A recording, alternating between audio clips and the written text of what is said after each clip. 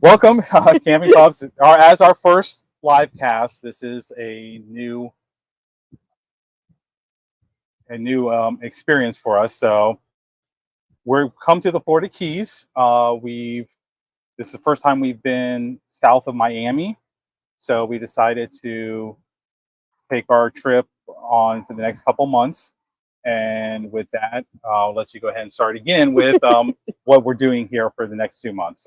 So anyway, we decided to come to Florida because my husband Brian loves Florida. He's fairly obsessed with Florida, so he loves it down here. Unfortunately, finances can't dictate that we move down here. But anyway, so we try to come to Florida as often as we can. I've never been to the Gulf side before, so we decided that our first side of the trip we would go to Tampa, and we stayed in a location called uh, Hudson, Florida, which is an hour north of Tampa. And so it gave us an opportunity to kind of see what was around the area. And we stayed there for about a week, caught up with an old high school buddy of mine. And then we went down. Am I good? Okay. And then we came down here to the Keys, and we'll be down here to the Keys until Tuesday. And then after Tuesday, we are going to be in Orlando. Yay, Orlando. I'm familiar with Orlando. And then after we go to Orlando, then we're going to slowly make our way up to Oklahoma, where my sister currently lives. So we'll be in Alabama for a few days, and then we will be in Arkansas for a few more days after that. And then we'll be in Oklahoma for a week. And then after Oklahoma, we'll be in Wichita, where we will see the grandbabies. Yay, grandbabies. So, and then my daughter will be with them too. So, she's just an added bonus. And then we'll be finishing up in Pigeon Forge, Tennessee. We have stayed at this location in Pigeon Forge twice already, and we love it. So we figured that was a good place. So it's a nice little circle around and then heading home. So yeah, it kind of works out. Yeah, we figured if we can survive with us and the pups for 2 months straight in the RV, then that's a good thing. Kind of do a trial living on the road type thing. So with that, today we wanted to talk a little bit about our trip and what things you can expect if you do come to the Keys, things to do, stuff like that. So we spent, as Daniela said, the first about 9 days up in outside Tampa. We were there for their summer Tampa RV show. There will be videos coming up on some of the rigs we toured and stuff like that there. And then we made our trip down to the Keys here. So we are in Sunshine Key RV Resort, which is their mailing address is Big Pine Key. Big Pine is actually just over the bridge there. So we're one shy of that, but that's the closest town because the only thing on this key is the resort. You come over the bridge, you have the resort, and you kind of saw that in the thumbnail. There's a picture of the resort we're at. And so when we first got down here, it turned out to be a weather system. So it rained for most of the days that we're here coming up into the weekend here. And but as I've told people back home, a rainy day in the Keys is better than a sunny day back home. So it's been nice with everything that we've been able to do. I have been working from the road, so I've been working during the day, and then we've been going out in the evening. One thing to keep in mind with the Keys, especially if you're on one that is right on the key here, which is the only thing here, is if you need to get anything, groceries, food, restaurant, whatever, you are going to be driving. So these bridges are a little long. I mean, you could probably ride the bike for one of them, but it's a bit of a trek on there. So you will have to be able to drive or bring something with you, whether you're towing an RV or you have in tow, like we have our Jeep Cherokee. But we did bring bikes along because we will be biking around when we're in Key West. So with that, a few of the things that we've noticed, you've done a little bit more walk around the actual resort. You want to talk a bit about what they have here, amenities, stuff like that? Well, one of the things that they have is a playground. So they've got a nice little area for kids to go play. They have a tennis court. They have basketball court, and they have even a little soccer field to play on. And then of course they have a pool. The pool is great. The water down here was like really super cool, and considering how humid it was at the time when I stepped into the water, it actually felt pretty good. Uh, they have a laundry facility which we haven't checked out yet. We'll probably do that in the next day or so to go. Time to do laundry. Um, they do have a small little dog park. The downside to the dog park is that it's only open from 8 to 10. To be honest with you, this is the first location that we've been to where the dog park has a time limit. We've stayed at other locations, and there's been no time limit, no restrictions. Just pick up after your pup. So this is new uh, to not be able to take the pups to the dog park before 8 o'clock and have to walk them around and on a leash. They also do not allow pet fencing, so the pups are restricted to us walking them or the dog park, or just running around inside the RV, driving us crazy. Yeah, so a little different. Depending on what you're here for, it is a RV park and marina, so they do have boats. A lot of the people here have not just kayaks, but like jet ski and actual boats. So, depending on what you're doing, you can have, like you said, a couple of vehicles. You can have your watercraft. This is the first park we've been at where you aren't allowed to put any type of fencing. We kind of like that in some parks because we can let the pups out here with us, as long as you're, being a responsible puppy parent and being with them. You don't want to leave them unattended. But I have seen on a lot of the blogs that more places are having issue with fencing. That's a shame because we do have fencing that would make it nice to be out here. And when you are responsible, there's no issue with that. This is they're very strict on the rules they do have, but they have a lot of activities too. We just yesterday did a sip and paint Yes. down there, and they sent out activities of things that are going on. They had bingo the other night, so they have a rec area. They have all your facilities that you would think. You have pool, tennis court. They have their own beach, which is very nice. You walk over the beach. As I mentioned, if you have issue as far as transportation, there's a lot of stuff to do here on the RV resort. One of the things that's very unique to Sunshine that we've not experienced in other places is that they have a text system of their activities. So that's kind of nice. They were able to correct it because they were unaware that the text messages weren't going out in a timely fashion until we talked to the activities director. By the time we got the notification of the bingo, apparently it had been going on for a while, and we made it there just in time to play the last game. So we talked to the activities director and let her know that we just got the notification. Had we known, we probably would have shown up earlier and got to play the games that they had set up for. So since then, the notifications have been coming out much earlier. And so, like, if they have an activity going on at 8:45, roughly about 8 o'clock, we'll start getting notifications for that event. There was an event at 11 o'clock for crafting. We got the notification around 10. So they have improved it. So that's really good that they took the feedback for what it was, which is, oh, we need to make sure that we're getting this out so that people have enough time to react to.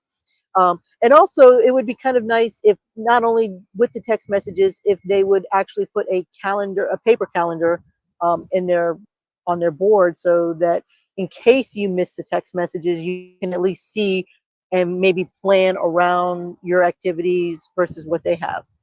But so far, the activities that they had planned has been, I think, pretty good.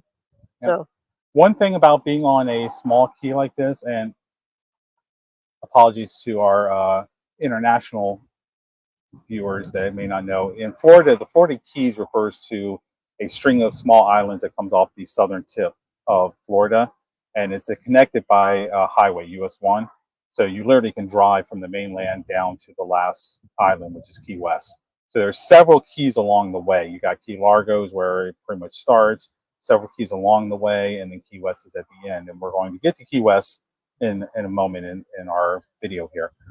But one thing on being a very small island, it's gorgeous sunsets. You're in the Caribbean basically, so it's crystal clear waters in a lot of places. And one thing though, being on a very small island, is you have constant wind. I don't know if y'all can hear it going by, but it's a constant breeze. You do have to be aware of your awning, for example. They talk about, don't have your awning out if it's rain or high wind. It's a matter of when there's times when it's a low wind here as opposed to high wind. So with that, if you're out with it, that's great. If not, you want to make sure it's in. It can get damaged very easily. We do have a canopy up. You do have to secure a little more. So we got one of your heavier duty pop-up canopies and have the weights and the tie downs. And storms have been pretty bad overnight. They've gone up to about 15, 20 miles an hour winds with the rain. But we've lucked out so far, fingers crossed there. We do notice for some of the people that are more seasonal here, they've actually got what we consider like event type canopies, where they've actually got the regular like thick poles. Helicopter overhead. Okay. Where they've got like the thick poles set up with the canvas to handle the winds a little bit more. So we have seen several canopies that have not lasted the storm. So just be aware of that. You have to check your setup daily to make sure that it's going to survive the night, especially if there's storms going on. So, oh yes, I would, if you're down in the Keys, my personal recommendation is to shy away from the slanted canopies. I would go with the straight up and down canopies, or the event style canopies, especially down here because it's pretty windy. Like I said, we've got our canopy tied down. We've got it weighted, so hopefully it will survive the storm. We've had a couple of canopies that did not survive. We've gone through like 2 or 3 different canopies. One on the trip, it broke in such a manner that we were able to MacGyver it back and still use it. It was still functional. on a previous trip we did, yeah. But it just means that we have to be more careful with it when we set it up, because it is not. It's already been MacGyvered once. We're not quite sure how many times it can be MacGyvered before it decides it's done. But we are looking at some of the event style. I call them event style because the poles are a lot thicker. Canopies, because they do seem to be more sturdy. And while it will be a little bit more on the setup and more on the takedown, I think it might be a really good, wise investment. When I get a chance, I'll try and go around and get some pictures of all the different styles of the canopies, just so that you can see that there are a lot of the event style canopies down here, and they've got them all set up to block the shade, block the sun and help with the wind a little bit, and maybe even possibly some of the rain a little bit as well, because a lot of places, a lot of the locations do have other things underneath the canopy. They've got their grills, they've got fans, so they do have some electricals underneath it to help with the heat and humidity down here. So they're doing what they can to protect their investments as well. So I would say that it's probably a wise investment to get one. And this RV park, there are several down in the Keys here, so you can go online and search. This one is very nice because they do have, like I said, the RV locations. You have a couple of the cottage, if you will, which is like a small little mobile home type thing right on the beach there. And this is part of Thousand Trails Encore. So if you have a membership, you can reserve that way. But they're also like a lot of them take regular online reservations as well. So you don't have to be a member to come in here. You can reserve just like any other RV park that's out there. And nice thing here is all of them are full hookup, and you do have cable. A lot of them in Florida here, you pay for internet if you need it. That's why we bring our own. I've got a different video on the channel about our cell phone booster, because to boost the signal, because the internet we use uses the cell phone signal. I know some people have Starlink and stuff like that, which is great if you have line of sight. That wouldn't be a problem here because there isn't much shade. You got mostly palm trees. But I know some of y'all, they camp out in the woods. There's some signal issue there. So there's different things to take into account. We're lucky that we actually bring ours along and it worked for us fairly well. Now, with this, there's a lot to do on here. As I mentioned, they got fishing over by the marina. But as I'm sure a lot of y'all have been looking for, is what about Key West, right? So we went down. We've been down a couple times. Like I said, it was raining a little bit, but we were down all day yesterday. We've been a couple times before, and we're going to be going later today after we finish up here. So a few things that you can do down in Key West. First off, you can do nothing. That's the whole island lifestyle. You know, go back, relax. There are beaches. There are gorgeous waters down there. And some of the beaches, we've taken a lot of pictures in there. You can also go down Duval Street, which is world famous. That's where a lot of the restaurants, shops, bars, that type of stuff is. Very much a party atmosphere if you want that. But there's lots of places on the Key that you can just go and relax on the beach.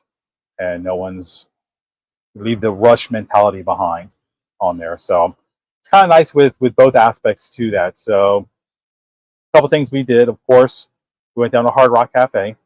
I get Hard Rock shirts from all different places. We will be finding Harley as well. I do ride a Harley, so I get paraphernalia from souvenirs from different Harley places on there. And a lot of the places on Duval Street we did. There's some also, if you're into architecture, there's some really original houses and old architecture. A lot of the buildings, which is kind of nice on Duval Street, a lot of your business, like Hard Rock, was inside a historic house, old little mansion type thing. So a lot of them, it doesn't look like your corporate buildings at all. They're all little houses, little shack type setup, and it still gives to that whole Key West kick back, relax type of mentality there. So, talk about a few things that you liked when we were down there at Key West, or I'll tell you one thing. The one thing that they're not short of are souvenir shops, dress shops, and I'll tell you one thing. You need a lot of because I'll tell you one thing. If I won the lottery, I probably would spend it all down at Key West, just hitting all the different shops. And one of the things that I absolutely love that I have picked up on throughout my travels is I love art galleries. Art galleries are great because you get to see people's creativity come out, and how, especially if it's either photography or painting, sculpture. Um, my biggest joy is Wyland Galleries. We haven't seen the Wyland Galleries down here yet. We walked by it, but we did see it, so we do know it exists. But we have entered a few of them on some of our travels. And one of the things that I love about Wyland Galleries is all the dolphin pictures that they capture, the dolphin sculptures. Of course, you know, if you don't know anything about me, I love dolphins. I love dolphins. Hence the Dolphin Media name. those you aren't aware, that's our parent company we created for So Camping Pups and a couple of the other channels that will be coming out in the next year. But so Dolphin I've Media. actually gotten a couple of dresses from there, from being downtown. So, and then I got my hair done. Good job, Lady B. 305. Shout out. Yeah, She did a really good job with your tear And down, of putting the course, highlights in. first thing we have to do is, we always have to see if we can find a hard rock and a Harley. There's a lot. We haven't tried any of the Cuban food locations. That is definitely on the list for today. Is to go down and we got a recommendation for Sandy's Cafe, which is on the southernmost point of Key West. So we're going to definitely be going over there. We walked by it when we were there yesterday, so we'll definitely have to go there and try out the Cuban food. Of course, that is a must because everything down here is pretty much Cuban. And then we walked by a cigar shop that has key lime cigars. So that is going to be on the must-have purchase agenda for today because got to have those key lime cigars. Yep. Yesterday we stopped in, what was that, Kaya? Kia K Island. yeah, KYA. So Kayla Island Eats, excellent food. Oh my It goodness, was yes. nice. I was just kind of a stumble and find, and it is unique in some of the dishes they had. So they really had some of that Jamaican influence, some of that, but it was really good. So the other thing is you can stumble across finds when you're down there, which is really nice. Now, activity we will be looking at a little bit later. They've got all types of water sports, of course. There's different places that will do parasailing, glass boat or glass bottom boat tours, sunset boat tour type thing, jet ski, pretty much anything you could want on the water, you're going to be able to find on there, as well as obviously deep sea fishing. There's a lot of fishing boats that charter out as well. Now, one thing, as Daniela mentioned, for shopping and food, when you're actually in Key West, you need to bring some money, because you actually see signs right before you go into Key West, like for the liquor store and stuff like that, saying, last stop for liquor or whatever before hitting Key West. It's like, don't pay Key West price. So it is a tourist area, so you got to be prepared for that. Unless you live there, parking is all paid parking, so make sure you're prepared for that. So that's why when we go back down, we're going to bring the bikes with us so we can park, pay for the day, just park there, and then take the bikes around if we want to for more relaxing trip. Like you said, there's all types of stuff. One thing we want to look at a little later too is they have the ghost tours down there at night, so that will be interesting. And then, like I said, your architecture on some of the stuff. I love how you have a lot of your corporate stuff. Like there's a Wendy's on a corner. You would never guess it's a Wendy's, type thing. No. Everything is in what looks like 100-year-old buildings of the island style, even all your shops type thing. So it's very nice. There's a historic house down here called the Truman White House, Little White House rather. And apparently when Truman was in office, he spent a lot of time over a few years down here in Key West. And that house was where he stayed, and that became known as the Little White House because he was spending more time that year in Key West than the White House. So being a native of the suburbs of DC, I mean, I love home, but I can't blame them. It's gorgeous down here, so we do that. But there's a lot of historical aspects to Key West that you would have never known. One of the buildings that's right next door to Hard Rock Cafe is called the Women's Club. And one of the interesting things about that is one of the oldest homes that belonged to one of the richest families way back when. Apparently, early 18 somethings, there was a fire that destroyed most of Key West because at that particular time, the only fire equipment that they had was up in New York being repaired. So they had no way to put out the fire except through their own means, which was using buckets to try to put out the fire. Uh, the fire destroyed most of the island, displaced tons of families, and so the one and only family. Forgive me for not remembering everything. I found it very interesting, but one of the families, he decided that he was going to stay here and try to rebuild. So he gave each of his children, which I think was about 4 or 5 of his children, something around like $10,000 each for them to try to rebuild and stay here. So they were like one of the richest families on Key West. And so now their house is now being utilized by the women's club down here at Key West. And I would love to go in and tour that location because that would be kind of cool to hear about. And then right across the street from there is a sign for a building that's a realtor building, but they say it's the oldest schoolhouse on Key West.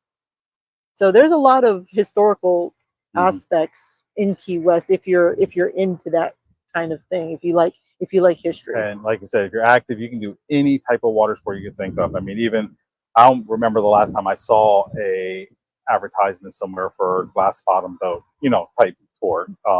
You see the fishing and parasail at some of the beaches and stuff like that across the U.S. But Oh, anything you can think of. they even have a nighttime kayak. Oh yeah, with the LED type thing LED kayak nighttime. So that sounded. This Key West is definitely going to be a repeat visit later on because there's so much to do, and hopefully, if we can plan it right, we can plan it where he is off work, so that we can do a little bit more. And not in the storm season. Yeah, that too. The storm season. This is, as you're aware, for those of you that may come after we're live. This is Father's Day in June here in 2024, and normally, while it technically is the start of the hurricane season, almost never is it in the past several years is it this early with the storms. From what I've read, there's some weather system changes, so we've got the severe storms earlier. But normally in the Caribbean, technically it starts in June, but normally you don't really see bad tropical storms and hurricanes until like August into late September, early October type thing. Sometimes as early as July, type thing. But thought we would be pretty safe coming down in June, but we didn't miss much though because where we were coming from, Tampa, if you're not aware, the mid region of Florida, at the same time we were getting hit down here, they got hit real bad. I heard Disney closed a couple of their park areas because of flooding and stuff like that. So it wasn't just down here in the Keys when we had the storms. But well, I can honestly tell you that Maggie and Jackson are not a fan of the storms, especially Maggie. Maggie comes out, takes care of business. As soon as she's done, she's like, okay, going back. And she will literally turn around and like she's running back to the RV. So she's not a fan. She's like, okay, we're not sure what Maggie's backstory was, but we think she may have been abused a little bit adopted her, yeah. Because there were a lot of her tendencies where she was not a fan of flashlights. In the beginning, if she got hit with a flashlight, she would totally freak out. What we mean by hit is the beam of light. I'm not sorry. Physically hitting. No, I did not. I did not. If she walked into the beam of light, she would try to get. So yeah, so if I accidentally took the flashlight and crossed over her body, she just like would totally freak out. She would walk either way in front of me, away from the light, opposite or behind me, just so that she was not in the light itself because she just was not a fan of it. But she has gotten so much better now that she knows that she does not have to survive the weather like she did previously before when we got her. She decides that she doesn't have to deal with it, and she won't. So she will go and, she'll come outside and do what she needs to do. But as soon as she's done doing what she's got to do, she's like, okay, I'm ready. Boom, we're inside. And I'm like looking at Brian and Jackson like, hey, we're going in because Maggie's taking me that way. So getting back to stuff in the Keys, we did get to the mile marker 0. Again, for those of you that are not familiar with the States or with Florida, maybe, or the East Coast, Route 1 is a historic route that goes all the way up the East Coast. We actually live off of Route 1 in Virginia. But it starts in Key West in the southernmost area and goes all the way up to Maine. So mile marker 0 is a big picture area. People take pictures all the time. So we got there, saw that. Another thing that is a big photo landmark is there's a buoy on the southernmost point of Key West, which, since Key West is the southernmost key, that buoy point is the southernmost point on the continental United States. So we got pictures there. There was actually a line of people waiting to take their picture with it, and we did that. And to put in perspective, from that point where the buoy is, where we took the picture, it's only 90 miles to Cuba from there. So that's how close the final island is to there. Now, having said that, I know there's places where we're closer to. I know in Alaska, they have the Aleutian Islands that come off of there and go even closer. I think that gets within like 30 miles or something of Russia. Yeah. On there. But for here, the Bering Straits are. Yeah, where the Bering Strait is on there. But here, it's kind of cool to get to the southernmost, and right next to it, I think you got a picture. There's a little concrete building. If you get a chance to go down there, look to your left, right when you're getting ready in line for to go up there. There's a little plaque. What that was is it's concrete, but it's a little shack that is the connection point between the landlines that we have here, telephone lines, and the underground cable that goes from here to Cuba. It was the first underground, or underwater rather, cable that we did under the sea from here down to Cuba on there. So it's got a little plaque commemorating that, but that was built there as a protective structure to where to connect the two on there. So, and I will say this: do not let the long line deter you when you get down there and you see how long that line is. It actually, everybody is really appeared to be, when we were there, appeared to be very respectful. Everybody went in, got their pictures, and boom, they were in and out. So we probably weren't in line, maybe longer than 10-15 minutes, something like that. And you're talking probably about half a block was how long the line was, and it was probably about 10-15 minutes. Yeah, everybody's going up, getting their picture, and it's do yourself. It's not, hasn't turned tourist where you have to pay for picture or anything. It's just waiting your turn to get your smartphone and take pictures and stuff like that. And most people are great about, you want your picture together and all that type of stuff. And, oh yeah, everybody. It was kind of funny because we got pictures of the family for them, and then we ran into them again at another point. So, but don't let the line deter you. Don't let that line deter you, because it goes pretty fast. We weren't in line for much. It wasn't that long of a wait, really. And then as we got a little bit closer, then I kind of took advantage of that and started getting pictures of the other historical things that were around it as we were waiting. And there was probably, I think by the time we got to that point, I think there was like maybe 3, maybe 4 families that were in front of us at that point. So, and literally by the time I got done taking my pictures and some of the video there, I turned around and it was our turn. So it does go pretty quick, and everybody is really pretty respectful of, just going in, getting your picture, and getting out of the way. So don't let the line deter you. Don't let that line deter you. It's worth it. It really is. And really, it's water, as we mentioned, water sports, anything you want. They are world famous for their snorkeling and scuba. I know that's not something that you really care for. She's not a big open water person, but you see advertisement for that all over, and there is a reef nearby that you can go to. I think one of the things that probably is really piquing our interest at the moment, though, is the sunset. Oh yeah, the sunset cruise. So they do a catamaran boat out, and you got your reggae music and stuff like that, and chill out with the sunset on the water. So we're going to end up doing that. But really, big thing about Key West, there is so much. If you're into the water, if you're into activities, if you're into just watching the sun rise or sunset, that's the great thing about these keys.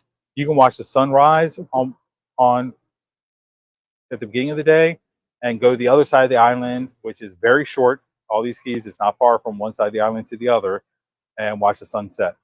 So you can also, if you want to do the tourist thing and see all the sites, because it's a one-time thing, it's great. But the other thing is, Key West is all about that island atmosphere. So you can go get yourself a drink if that's what you prefer, and sit back either on the beach or sit back in one of the tiki bars or one of the burger bars and just chill.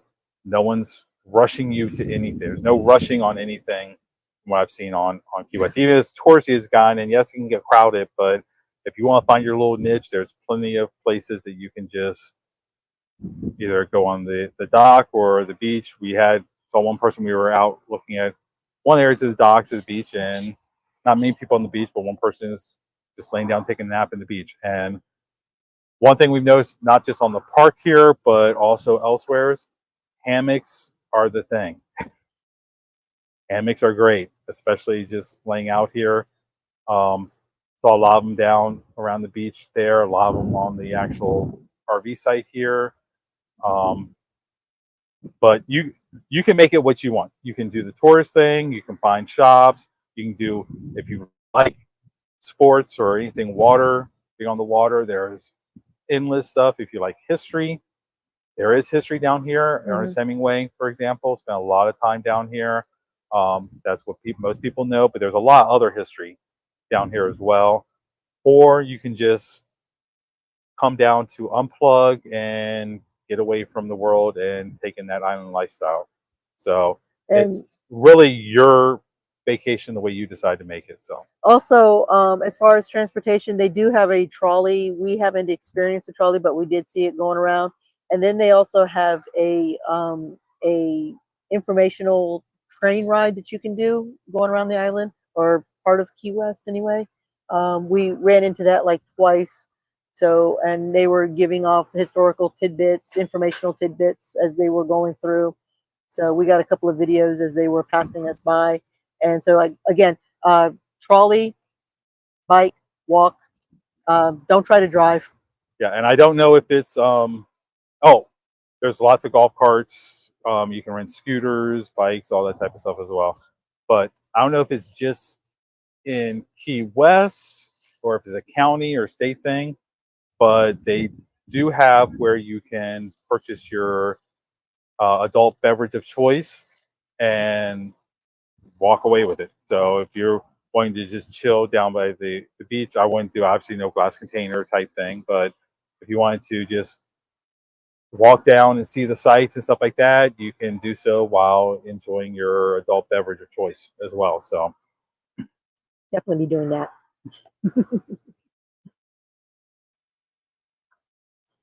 So we haven't had a chance to say so far happy Father's Day to all the fathers out there. Yes, happy Father's Day. Thank you, babe. And with that, we hope you have a podcast here with the pups, and look forward to doing a few more lives from our trip while we're on the road here.